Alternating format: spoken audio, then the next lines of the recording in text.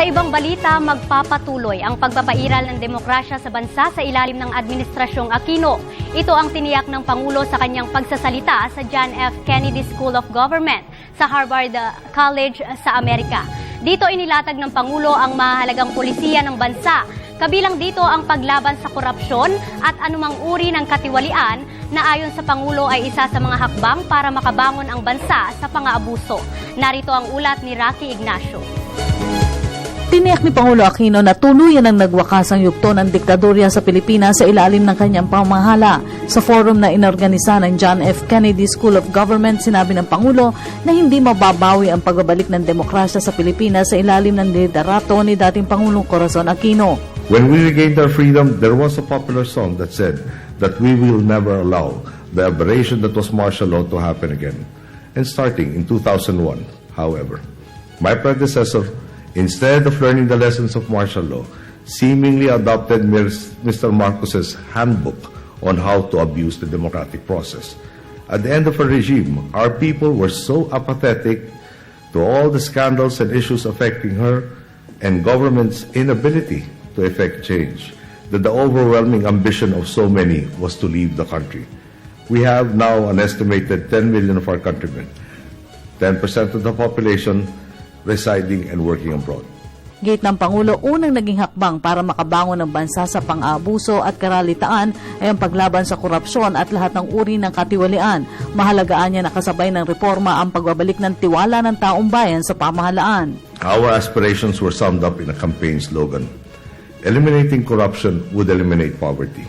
To do so, we would make right all our systems and institutions that were so wrongly tarnished and abused. Our people dared to dream and acted on that dream by entrusting to me a mandate to undo the corrupt, broken-down government that Filipinos had once accepted as the norm and thus turn it into an effective and efficient government working to uplift the country. Kapayapaan at kaunlaran niya ang sentro ng kanyang matuwid na pamamahala, dahilan para isulong ang kapayapaan sa Mindanao sa ilalim ng Comprehensive Agreement on the Bangsamoro at ang patuloy na pagresolba sa usapin ng West Philippine Sea sa mapayapang paraan. Kakambalaan niya ng kapayapaan ng mabuting ekonomiya na nagpakitang gilas mula sa 7.2% economic growth hanggang sa pagtamo ng mailap na investment grade status ng iba't ibang credit rating agency. Our challenge today is to make the gains even greater and to ensure that the transformation becomes an enduring mainstream of justice and inclusiveness. It is my hope that our experiences will motivate those like you from the other side of the world to be influencers, who in turn will inspire the communities and institutions with whom you will interact.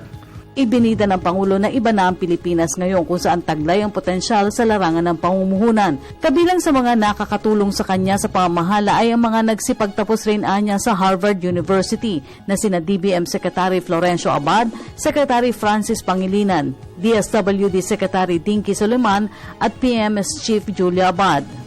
John F. Kennedy dreamed bigger and acted on it. My father laid down his life and in so doing ignited a movement that toppled the dictatorship. My mother devoted her life to ensuring the democracy we had reclaimed would never be taken away. All of them were faced with daunting tasks, and all of them dared, risked, and acted. This is my message to all. Like JFK, Ninoy, and Cory, each one has the capacity to dream, to die, to live, to fight, to stand for something, to ask, why not, when the challenges seem insurmountable. Thus can we transform the world for the better. Ang forum sa John F. Kennedy School of Government ay sinasabing isa sa mahalagang okasyon na dinaluhan ng Pangulong Aquino dito sa Boston. Dito kasi inilatag ang mahalagang pulisiya ng Pilipinas. Para sa Telebisyon ng Bayan, Rocky Ignacio, Boston, Massachusetts.